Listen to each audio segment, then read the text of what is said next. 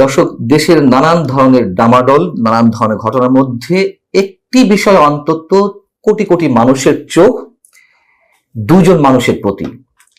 একজন আমাদের রাষ্ট্রপতি মোহাম্মদ শাহাবুদ্দিন চুপ্পু, আর একজন সেনাপ্রধান জেনারেল ওয়াকারুজ্জামান।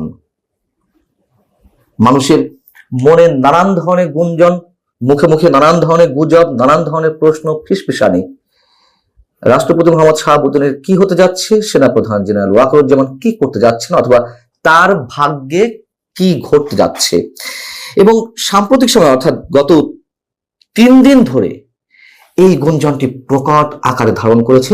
যখন আওয়ামী লীগকে নিষিদ্ধ করা হলো, আওয়ামী লীগকে নিষিদ্ধ করার বিষয়ে সরকার এখনই এরকম একটি সিদ্ধান্ত নিবে, মানুষের ধারণার বাইরে ছিল।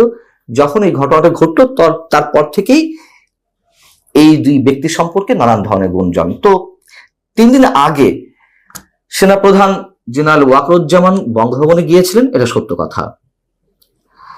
এটিকে কেন্দ্র করে একটি পক্ষ বলার চেষ্টা করছেন তিনি সামরিক কূ ঘটানোর জন্য সেনা সমাবেশ ঘটিয়েছিলেন বঙ্গভবনে।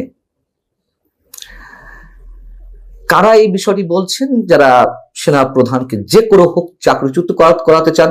সেনাপ্রধান শেখ হাসিনা নিয়োগকৃত, তাকে দিয়ে বিশ্বাস নেই, তিনি যে কোনো সময় যে কোনো ধরনের ঘটনা ঘটিয়ে ফেলতে পারেন, তাই এখনই সময় তাকে বরখাস্ত করার। তারা বলছেন যে জেনারেল ওয়াকার সামরিক কূ ঘটানোর জন্য এই কাজটি করেছেন। তবে সেনাবাহিনীর জুনিয়র কর্মকর্তাদের প্রবল আপত্তির মুখে তিনি সেই সিদ্ধান্ত থেকে সরে আসেন।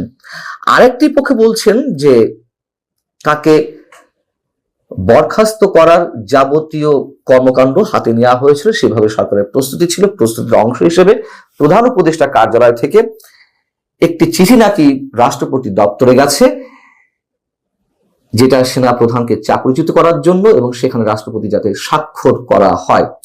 এই কথা শুনে, এটি পুরনো কথা, তারপরেও আমি একটু মেলানোর জন্য তাদের সামনে তুলে ধরছি বিষয়টা আসলে কি। তো এই বিষয়টি যখন সেনাপ্রধান জানতে পারলেন, তার পক্ষ হয়ে বিমান বাহিনী প্রধান এবং নৌবাহিনী প্রধান সহ 10th ডিভিশনের জিওসি সহ আরো কয়েকজন উচ্চপদস্থ সামরিক কর্মকর্তা এটি ঠেকানোর জন্য বঙ্গভবনে যান, এবং একটা সময় সেনাপ্রধান নিজেই তাদের সঙ্গে যুক্ত হন। তারা সেখানে উপস্থিত হয়ে রাষ্ট্রপতিকে কনভিন্স করেছেন যাতে ওই চিঠিতে স্বাক্ষর করা না হয়, এবং তারা সেটি সফল হয়েছেন। অর্থাৎ এই দুই ঘটনার যেটিই হোক, কিছু একটা ঘটেছে, এটা নিশ্চিত।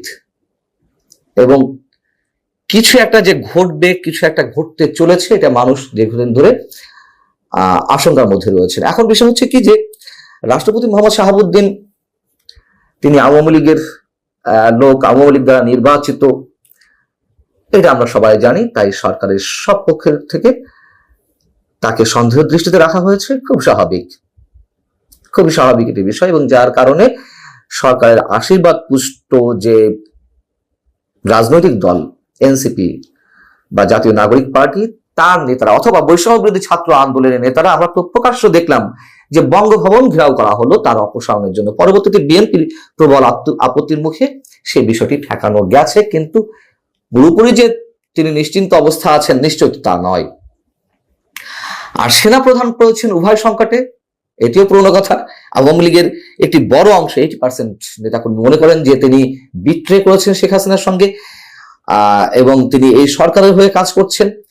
অর্থাৎ আওয়ামী লীগের একটি বড় অংশের চোখে যেমন তিনি চক্ষুশূল, ঠিক একইভাবে আবার সরকারের মধ্যকার একটি প্রভাবশালী বড় অংশের সন্দেহের মধ্যে সেনাপ্রধান যে কোনো কিছু ঘটিয়ে ফেলতে পারেন যে কোনো সময়। সামরিক কূ করে তিনি বর্তমান সরকারে বিদায় দিতে পারেন, বা নিজের হাতে ক্ষমতা নিয়ে নিতে পারেন। বিষয়টি হচ্ছে যে এই যে সন্দেহ, বিশ্বাসের দোলাচল, সবকিছুর পেছনে পাল্টা যুক্তি থাকতে পারে, কিন্তু বাস্তবতা এটাই, সাধারণ মানুষ এখনো মনে করেন সেনাপ্রধান রাইট ট্র্যাকে আছেন, এবং সেনাপ্রধান এই মুহূর্তে সবচেয়ে বেশি বাংলাদেশের 18 কোটি মানুষের মধ্যে সবচেয়ে বেশি ভালনারেবল অবস্থায় রয়েছেন, জীবন ঝুঁকির মধ্যে রয়েছেন। এটাও সত্য কথা। সেনাপ্রধান যেটা বলছিলাম রাইট ট্র্যাকে আছেন কিনা, তিনি তো 5 আগস্ট বলেছিলেন যে তার উপরে আস্থা রাখতে এবং যত দ্রুত সম্ভব দেশকে একটা গণতান্ত্রিক অবস্থায় উত্তরণের ব্যবস্থা তিনি করে ফেলবেন। যে বক্তব্যের প্রতিধ্বনি তিনি আবারও করলেন গত 25 ফেব্রুয়ারি পিলখানা ট্র্যাজেডি দিবসে। তিনি তার বক্তব্যে ফ্রি, ফেয়ার এবং ইনক্লুসিভ নির্বাচনের কথা বলেছিলেন। সেই জায়গা থেকে জাতীয় নাগরিক পার্টির নেতাদের, তখনও তো এই পার্টি আত্মপ্রকাশ করেনি, অর্থাৎ বৈষম্য বিরোধী ছাত্র আন্দোলন সমন্বয়কদের তুমুল সন্দেহ ছিল এবং সন্দেহ প্রকট আকার ধারণ করলো যে আওয়ামী লীগকে তিনি ইনক্লুসিভ নির্বাচন বলতে আওয়ামী লীগে অংশগ্রহণের কথাও বোঝাতে চাইছেন। এরপরে তো আরো অনেক কাহিনী ঘটেছে। সেনাপ্রধান আওয়ামী লীগকে চান কি না চান, সেনাপ্রধান নির্বাচন চান কি না চান, তার একটি কথা তো গুরুত্বপূর্ণ ওই দিন ছিল, যার কারণে আমার এই কন্টেন্টটি করা। সেটি হচ্ছে আপনারা সবাই কাদা ছুড়াছুড়ি করবেন না। এইভাবে একে অন্যের প্রতি কাদা ছুড়াছুড়ি করলে দেশের স্বাধীনতা, সার্বভৌমত্ব হুমকির মুখে পড়বে। আমাকে তখন দোষারোপ করতে পারবেন না। প্রত্যেকের জায়গা থেকে একটু চিন্তা করুন। তিনি যতই বিতর্কিত হন অথবা বিতর্কের বাইরে থাকুন, এই কথাটিকে আমরা কেউ অস্বীকার করতে পারবো?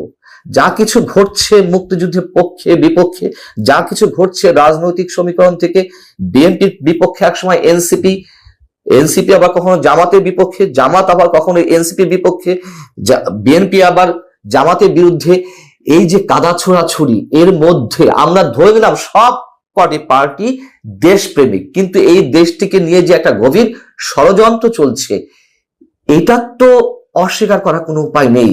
গভীর এক ষড়যন্ত্র জাতীয় এবং আন্তর্জাতিক পর্যায় থেকে। তো আমরা সেনাপ্রধানের বক্তব্য কিভাবে উড়িয়ে দেব? আমি সেনাপ্রধানের বিপক্ষে অবস্থান নিলেও তার এই বক্তব্যগুলোকে আমি কিভাবে অ্যাভয়েড করব? এগুলো তো দৃশ্যমান। এবং সর্বশেষ করিডোর ইস্যুতে যা কিছু শুরু হয়েছে, মানুষের মনে নানান ধরনের শঙ্কা, এবং করিডোর ইস্যুতে সেনাবাহিনী, সেনাপ্রধানের নেতৃত্বে অবিচল রয়েছে দেশের সার্বভৌমত্ব রক্ষায় তারা করিডোর দিতে চাইছে না। এগুলো আমরা শুনতে পাচ্ছি, যদিও শুনতে পেয়েছি যে বিভক্তির সৃষ্টি হয়েছে। কেউ কেউ চাইছেন যে না, সরকার যা চাইছে বা করিডোর দেওয়ার চিন্তা ভাবনা বা প্রাথমিক সিদ্ধান্তের পর্যায়ে গেছে, সেটির সঙ্গে একমত। কিন্তু পরবর্তীতে আবার শুনলাম যে না, সবাই সেনা সদস্যরা সবাই সেনা প্রধানের নেতৃত্বে অবিচল যে দেশের সার্বভৌমত্ব রক্ষায় যতই ঝুঁকি আসুক না কেন তারা সেটির পক্ষে থাকবে। এবং সর্বশেষ যেটি জানা গেল, আমি নিশ্চিত নই যে যুক্তরাষ্ট্র যেহেতু করিডোরটি চাইছে, যুক্তরাষ্ট্র তার যে সফরটি ছিল মার্কিন যুক্তরাষ্ট্রে সেটি ক্যান্সেল করা হয়েছে, অর্থাৎ যুক্তরাষ্ট্র তার বিরুদ্ধে অবস্থান নিচ্ছে বা নিয়েছে। খুব স্বাভাবিকভাবেই এখন মানুষের মনে দুজন মানুষকে নিয়ে নানান ধরনের ফিসফেশনি মুখে মুখে। কি হতে চলেছে, আসলে কি হতে চলেছে আমরা এখনো নিশ্চিত নই। নানান জায়গা থেকে, নানান কর্নার থেকে নানান ধরনের কথাবার্তা শোনা যাচ্ছে, নানান ইঙ্গিত পাওয়া যাচ্ছে। আমি আসলে শক্ত কোনো রেফারেন্স ছাড়া এই মুহূর্তে আর কোনো মন্তব্য করতে চাই না। আল্লাহ হাফেজ, ভালো থাকুন।